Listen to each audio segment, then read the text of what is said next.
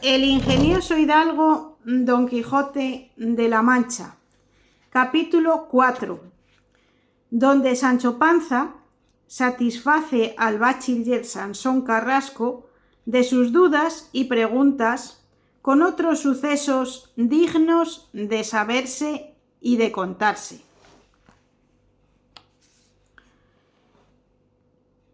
Volvió Sancho a casa de Don Quijote y, volviendo al pasado razonamiento, dijo: a lo que el señor Sansón dijo que se deseaba saber quién o cómo o cuándo se me hurtó el jumento, respondiendo, digo que la noche misma que, huyendo de la Santa Hermandad, nos entramos en Sierra Morena, después de la aventura sin ventura de los galeotes y de la del difunto que llevaban a Segovia, mi señor y yo nos metimos entre una espesura, a donde mi señor, arrimado a su lanza, y yo sobre mi rucio, molidos y cansados de las pasadas refriegas, nos pusimos a dormir como si fuera sobre 4 colchones de pluma. Especialmente yo dormí con tan pesado sueño que, quienquiera que fue, tuvo lugar de llegar a suspenderme sobre 4 estacas que puso a los 4 lados de la albarda, y de manera que me dejó a caballo sobre ella y me sacó de debajo de mi rucio sin que yo lo sintiese. Eso es cosa fácil y no acontecimiento nuevo, que lo mismo le sucedió a Sacripante cuando, estando en el cerco de Albraca, con esa misma invención le sacó el caballo de entre las piernas aquel famoso ladrón llamado Brunelo. Amaneció, prosiguió Sancho, y apenas me hube estremecido, cuando, fallando las estacas, di conmigo en el suelo una gran caída, miré el jumento y no le vi, acudíronme lágrimas a los ojos y hice una lamentación que, si no la puso el autor de nuestra historia, puede hacer cuenta que no puso cosa buena. Al cabo de no sé cuántos días, viniendo con la señora princesa Micomicona, conocí mi asno y que venía sobre él en hábito de gitano aquel Ginés de Pasamonte, aquel embustero y grandísimo maleador que quitamos mi señor y yo de la cadena. No está en eso el yerro, replicó Sansón, sino en que antes de haber parecido el jumento, dice el autor que iba a caballo Sancho en el mesmo rucio. A eso, dijo Sancho, no sé qué responder, sino que el historiador se engañó o ya sería descuido del impresor. Así es, sin duda, dijo Sansón. ¿Pero qué hicieron los 100 escudos? ¿Qué se hicieron los 100 escudos? Deshiciéronse, respondió Sancho. Yo los gasté en pro de mi persona y de la de mi mujer y de mis hijos, y ellos han sido causa de que mi mujer lleve en paciencia los caminos y carreras que he andado sirviendo a mi señor Don Quijote, que si al cabo de tanto tiempo volviera sin blanca y sin jumento a mi casa, negra aventura me esperaba, y si hay más que saber de mí, aquí estoy, que responderé al mesmo rey en persona, y nadie tiene para qué meterse en si truje o no truje, si gasté o no gasté, que si los palos que me dieron en estos viajes se hubieran de pagar a dinero, aunque no se tasaran sino a 4 maravedís, cada uno en otros 100 escudos no había para pagarme la mitad. Y cada uno meta la mano en su pecho y no se ponga a juzgar lo blanco por negro y lo negro por blanco, que cada uno es como Dios le hizo y aún peor muchas veces. Yo tendré el cuidado, dijo Carrasco, de acusar al autor de la historia que si otra vez la imprimiere, no se le olvide esto que el buen Sancho ha dicho, que será realzar un buen coto más de lo que ella se está. ¿Hay otra cosa que enmendar en esa leyenda, señor bachiller?, preguntó don Quijote. Sí debe de haber, respondió él, pero ninguna debe de ser de la importancia de las ya referidas.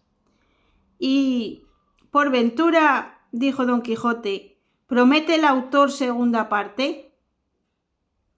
Sí promete, respondió Sansón, pero dice que no ha hallado ni sabe quién la tiene, y así estamos en duda si saldrá o no, y así por esto como porque algunos dicen nunca segundas partes fueron buenas, y otros de las cosas de don Quijote bastan las escritas, se duda que no ha de haber segunda parte, aunque algunos que son más joviales que saturninos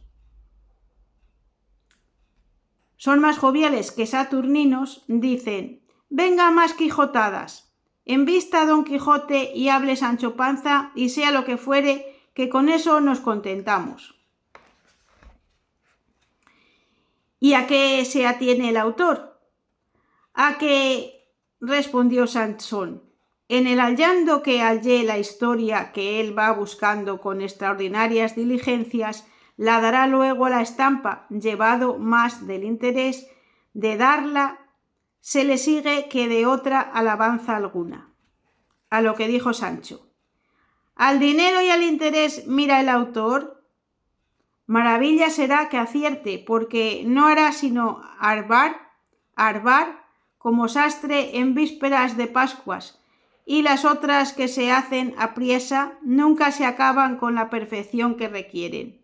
Atienda ese señor moro, o lo que es a mirar lo que hace, que yo y mi señor le daremos tanto ripio a la mano en materia de aventura y de sucesos diferentes, que pueda componer no solo segunda parte, sino 100.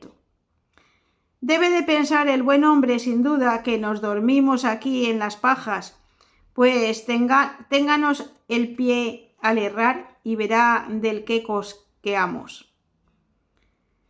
Lo que yo sé decir es que si mi señor tomase mi consejo, ya habíamos de estar en esas campañas deshaciendo agravios y enderezando tuertos, como es uso y costumbre de los buenos andantes caballeros. No había bien acabado de decir estas razones Sancho, cuando llegaron a sus oídos relinchos de Rocinante, los cuales relinchos tomó don Quijote por felicísimo agüero y determinó de hacer de allí a 3 o 4 días otra salida, y declarando su intento al bachiller, le pidió consejo por qué parte comenzaría su jornada, el cual le respondió que era su parecer que fuese al reino de Aragón y a la ciudad de Zaragoza, a donde de allí a pocos días se habían de hacer unas solenísimas justas por la fiesta de San Jorge, en las cuales podría ganar fama sobre todos los caballeros aragoneses, que sería ganarla sobre todos los del mundo. Alabóle ser honradísima y valentísima su determinación y advirtióle que anduviese más atentado en acometer los peligros a causa que su vida no era suya, sino de todos aquellos que le habían de menester para que los amparase y socorriese en sus desventuras. De eso es lo que yo reniego, señor Sansón, dijo a este punto Sancho, que así acomete mi señor a 100 hombres armados como un muchacho goloso a media docena de badeas. Cuerpo del mundo, señor bachiller. Sí, que tiempos hay de acometer y tiempos de retirar, y no ha de ser todo Santiago y Cierra España. Y más que yo he oído decir, y creo que mi señor lo mismo, si mal no me acuerdo, que en los extremos de cobarde y de temerario está el remedio de la valentía, Y si esto es así, no quiero que huya sin tener para qué, ni que acometa cuando la demasía pide otra cosa, pero sobre todo aviso a mi señor que si me va de llevar consigo, ha de ser con condición que él se lo ha de batallar todo, y que yo no he de estar obligado a otra cosa que a mirar por su persona en lo que tocare a su limpieza y a su regalo. Que en esto yo le bailaré el agua delante, pero pensar que tengo de poner mano a la espada, aunque sea contra villanos, malandrines, de hacha y capelina, es pensar en lo excusado. Yo, señor Sansón, no pienso granjear fama de valiente, sino del mejor y más leal escudero que jamás sirvió a caballero andante, y si mi señor Don Quijote, obligado de mis muchos y buenos servicios, quisiere darme alguna ínsula de las muchas que su merced dice que se ha de topar por ahí, recibiré mucha merced en ello.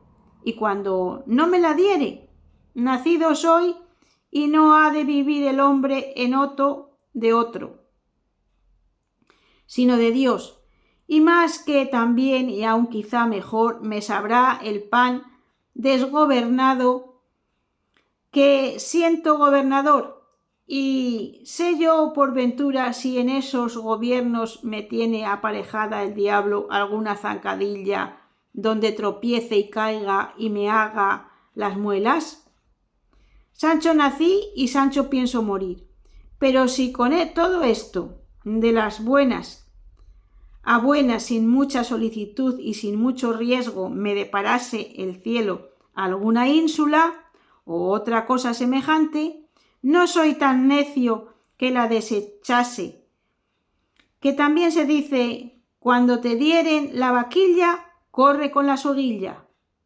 Y cuando viene el bien, mételo en tu casa. Vos, hermano Sancho, dijo Carrasco, habéis hablado como un catedrático. Pero con todo eso, confiad en Dios y en el señor Don Quijote, que os ha de dar un reino, no que una ínsula. Tanto es lo de más como lo de menos, respondió Sancho. Aunque sé decir al señor Carrasco que no echará mi señor el reino que me diera en saco roto, que yo he tomado el pulso a mí mismo y me hallo con salud para regir reinos y para gobernar ínsulas, y esto ya otras veces lo he dicho a mi señor. Mirad, Sancho, dijo Sansón, que los oficios mudan de costumbres, y se podría ser que, viéndoos gobernador, no conociésedes a la madre que os parió.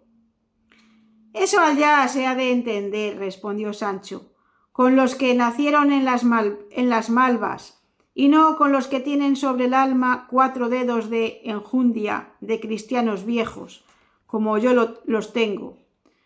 No, sino llegaos a mi condición, que sabrá usar de desagradecimiento con alguno. Dios lo haga, dijo Don Quijote, y ello dirá cuando el gobierno venga, que ya me parece que le traigo entre los ojos. Dicho esto, rogó al bachiller que si era poeta le hiciese merced de componerle unos versos que tratasen de la despedida que pensaba hacer de su señora Dulcinea del Toboso y que advirtiese que en el principio de cada verso había de poner una letra de su nombre, de manera que al fin de los versos, juntando las primeras letras, se leyese Dulcinea del Toboso.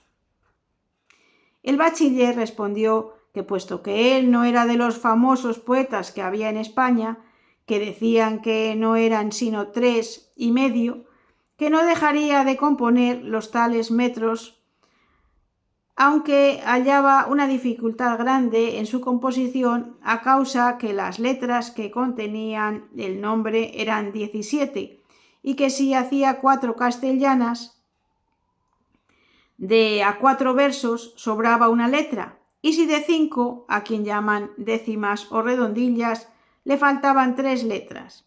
pero con todo eso procuraría embeber una letra lo mejor que pudiese, de manera que en las 4 castellanas se incluyese el nombre de Dulcinea del Toboso.